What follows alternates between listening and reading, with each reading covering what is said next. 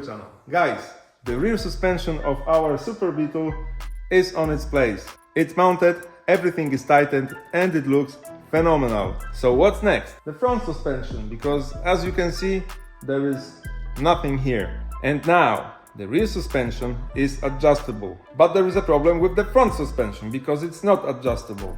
And of course, you can buy stuff, but that costs money. And the cheapest set of coilovers for the front for that car costs around $1,000, which is way too much for me and I just can't afford that. So we have to find some other way.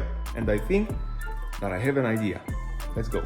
This here is the original suspension from that black Beetle. It looks nasty, beefy.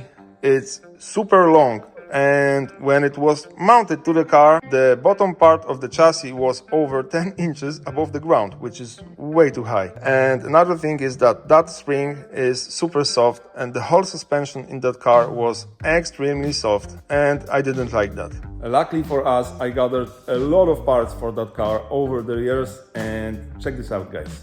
As you can see, I have two more sets of exactly that suspension. Of course, these are disassembled. Years ago, I was preparing for some changes in that black Beetle, but it never happened. So now we have more parts to work with. And my first idea to make the whole suspension shorter was cutting a section out of that strut, welding the rest together, and then trying to find an insert to fit in here. But the more I was thinking about it, the more I didn't like that idea, because I think it is unsafe to cut it and weld it, so that's a big no for me. So I went back to the beginning of thinking how to do it, and after a while I remembered that a few months ago we replaced the original suspension of that Mark I Golf for coilovers, and I don't throw stuff away, so I knew that those struts are somewhere in here, and I found them. Check this out. Ta-da! Look how tiny they are. Look at that difference right here, which is exactly what we want. And yeah, this is the newer version of the suspension. They have two vertical bolts, and this suspension has three horizontal bolts, and it works like that. The spindle is squeezed in between the strut and the lower ball joint. Exactly like that. So this is my new plan. We will get rid of that because I have this sleeve. We will mount that sleeve onto the strut, and of course this is the place where the bottom of the spring rests, and that thread right here will allow us to adjust the height of the suspension. Next, we have to get rid of all of that. I think that this is welded here and here, so we will have to cut it out. Next, we will cut out this section out of these right here, and we will weld it on the bottom of these. That's it.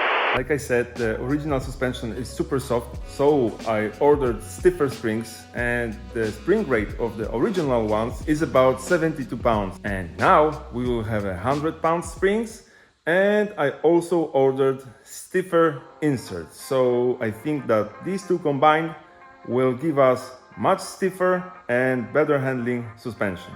Okay, let's cut the struts.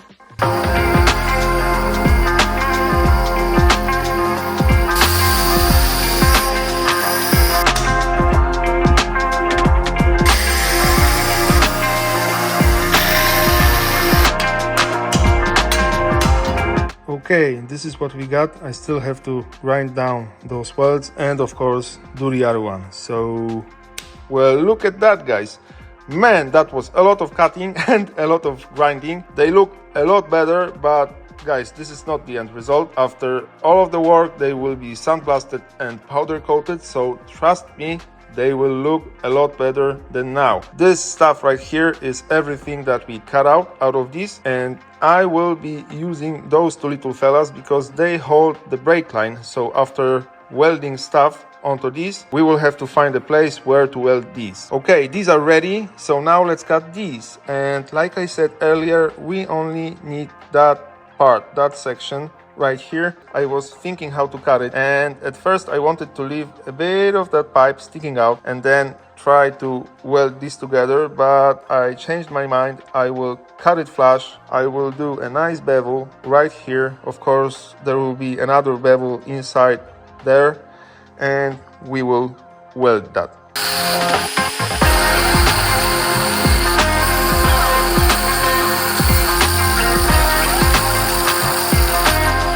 Okay, we got them. Look how thick is that pipe. Now I know why these were so heavy.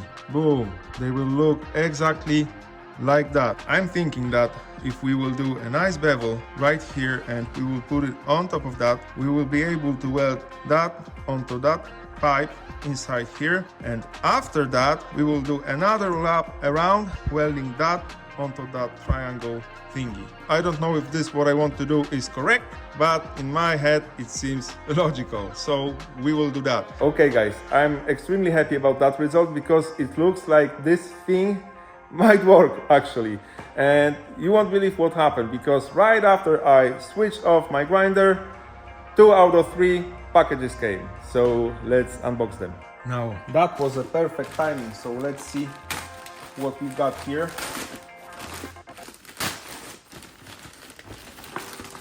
Oh man, package in the package. All right. So these are the cups that sit on the top of the spring. So that's good. And now this, I'm super happy about this package.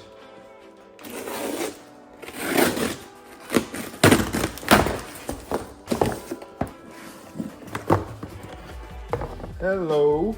Look at that. Holy crap. Man, I love it. Check this out. Perfect fit. Oh my god, that's good. So this is more or less how this will look in the future. I'm so motivated right now. Okay, so we know what to do. So let's start with that bevel. I will use this type of wheel. I think that this is a very simple task, so let's do it.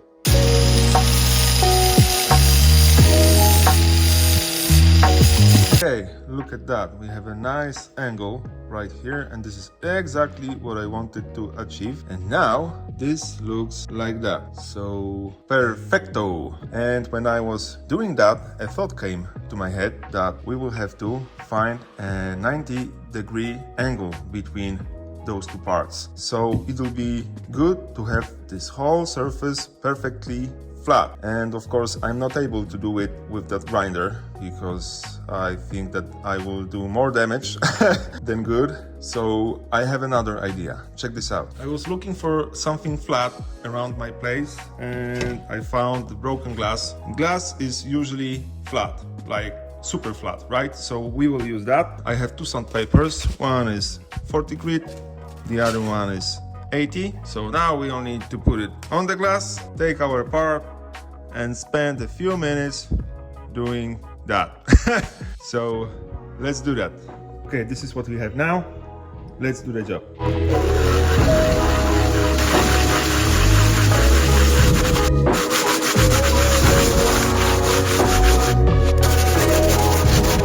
Oh my god, it worked and it's super flat now. Of course there is that groove right here. Let's see what we have inside. Yeah, there is a bit of a rust in here, so I think that I will hit it with a wire wheel and clean all of that before welding, of course. As you can see, I did the rest of the parts and look what we got here. Perfectly flat. That groove is now clean. So I think that now we can try to find that 90-degree angle right here and weld it. Okay, this is what we got here. I used those magnets to find that 90-degree angle, and I really hope that this is a good idea because I don't know what else I could do right here. Of course, the strut is in the middle of that bottom part, so now we can tack it and then weld it. So let's do that.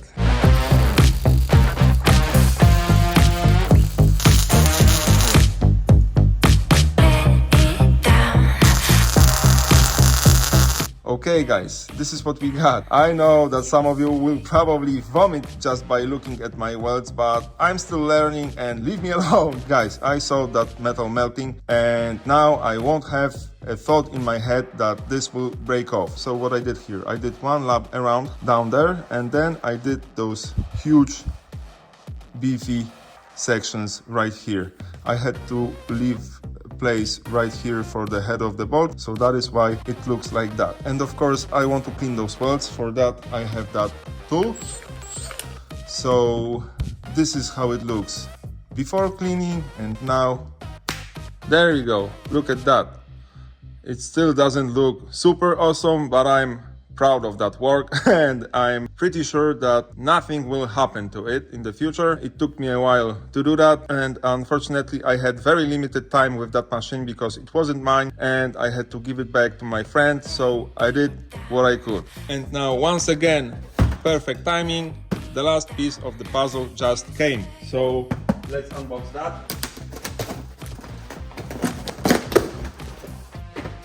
Okay, let's see what we have here. Baby, check that out. Okay, we have totally new inserts. Boom. Now, let's see if they fit. Please, please, please. Okay, but do we have a cap in here? It's supposed to be at the top. Yep, there's something here. Ooh, baby, look at that. Okay, so we have a locking nut for the top. And we have a nice looking cap. That's awesome. Okay, that's perfect timing because we will need that for our next mission. Okay, this is more or less how it's going to look in the future, and our next mission is going to be welding that part. This is a spacer made out of a pipe that I had lying around this place. I wanted to cut it by myself, but it was impossible to do it that straight, so I had to go to the machine shop and they did it for me. They did 2 slices and they are exactly the same. Of course, the diameter of that pipe is bigger than my strut, so I really hope that if I will cut it, I will be able to tack it to the strut, then squeeze it a bit with some pliers or something like that, tack it again, squeeze it, tack it, squeeze it, tack it, and then weld it properly around. So that is one thing, and we also need to determine the height of that part, which is a bit hard, and to be honest, I don't know how to do it. So I have some ideas. I know for a fact that there is a difference of 6 inches between these two. I measured them from the bottom of that part till the end of the thread on the insert up here. This one is 20 inches long, that one over there is 26 inches long, so that's 6 inches of difference. That is a lot, in my opinion. And now I'm not worried that that new suspension won't go low, because it will go low for sure. I'm worried that I won't be able to raise it high enough in the future, so that's a problem, but I think that I have an idea for that. So I will weld it more or less like that, and if I will have a problem to raise it in the future, I can always replace that. I paid for that sleeve around 20 bucks, so that's nothing, and I can easily buy a 2 or 3 inches longer one, and I can buy a longer and stiffer spring as well. So if something happens, I won't have to cut anything, I will just replace parts and it will work. Okay, I was thinking and thinking and thinking how to do it, and I finally got it. Check this out, guys. Okay, so my main problem right here was how to weld it straight, because look at that. Everything is loose, everything moves, and we need to have it straight, right? And after a while, I found those threads right here in each sleeve, and I have these pointy screws. So now when I have 3 of these in the sleeve, I can put that on. I can lock it on whatever height I want, and by using these, I can center it. So I think that this might be super helpful. Let's do that. Okay, this is locked in place. We've got our height from the bottom of that till here. We have 8 inches. It is centered, as you can see, here and here as well. There is one thing that I forgot to do, because we need to cut it and cut out a very small section out of that. So let's do that. Okay, so as you can see, this is way too big. So I have this wood clamp and we will try to squeeze it somehow.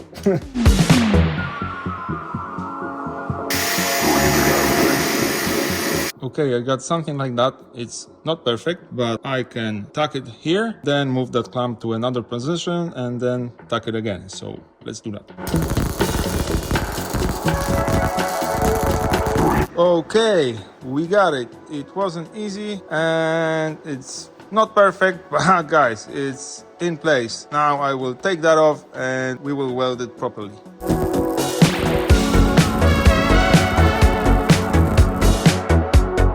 Okay guys, we got it. Holy crap, it wasn't that hard actually. We only have 3 small missions left, and these right here are those missions. These are for the brake lines, and that small one right here is for the speedo cable. And this is a super easy mission because, as you can see, I have the old suspension right here, so I will copy that. So let's do it.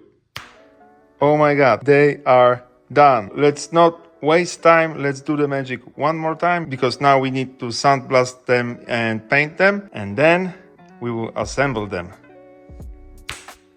There we go. Oh my god, guys, the only thing left now is to assemble all of these. And there was a small mistake at the company where they were powder coated, because I wanted them black and they painted them dark gray, I think, but it's not a problem because the whole chassis is grayish, so it's okay. You saw these at the beginning of the video. They looked like crap. Now they look like new. So guys, let's do it. I did one thing off camera. As you can see, there is that rubber seal right here, and it's here because there is a small gap between that wall and the wall of that piece, and I want to have it centered. So I think that that rubber seal might help. Okay, so this part goes first. Now we have to center it at the top using those 3 spiky bolts. Now we have to mount that piece. This goes under the spring right here. Okay, now we can put the insert into the strut and close it, but I've noticed something. Look at the difference between these. Boom, this is obviously the old one, this is the new one, and the new one is a lot taller. And there is a small problem with that, because with this mounted all the way down on the thread right here, the insert is loose. So I have an idea to put a washer in the strut under the insert. So I think that with this mounted, the insert won't move at all.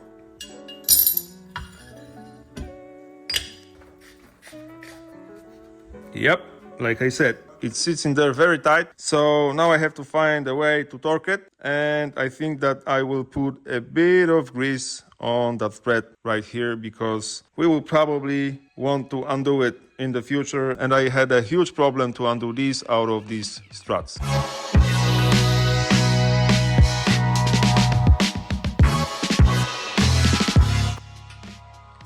yes, I love it. Oh my god, check this out guys. Okay, now the top cap, and once again we have that piece of plastic which goes here and it sits on top of the spring, just like that. This is not the end, of course. I'm waiting for the camber plates, so we will mount it like that just for now. Let's put some tension on the spring. Oh my god, it looks phenomenal. Man, guys, one coilover is ready. Oh my god, I just can't believe that this is happening. So now it's time for the second one. Done. Guys, look at that. Oh my god, I am speechless. This is crazy. I wanted to mount these now, but I'm waiting for the package with the lower ball joint. It didn't come, so I think that we will leave that for the next episode. It's done guys, so now let's see how much I paid for all of the parts. Okay, let's see. In my case, the springs were the most expensive parts, and I had to pay for them 195 bucks. I paid 70 bucks for the inserts, 20 bucks for the sleeves, 10 bucks for top caps, and I paid 30 bucks for sandblasting and powder coating. And that gives us 325 bucks in total. So I saved at least 675 bucks by doing this. Of course I had the struts from the Beetle and from the Golf, but I don't think that these parts are super expensive. And guys, I think that I could do it a lot cheaper if I only had time to search for those parts. But still, I saved 675 bucks, and I will probably spend it on some other parts for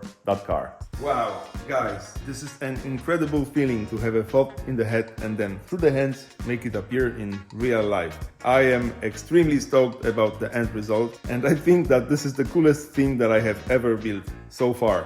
Does that mean that I'm a fabricator now? Now I wonder how they will look mounted to the chassis. So guess what the next episode is going to be about? Correct. All of the parts that we need are in those two boxes over there. So yeah, it will happen soon. Remember, your project won't finish itself. Thank you for today. Like, comment and subscribe, and see you very shortly.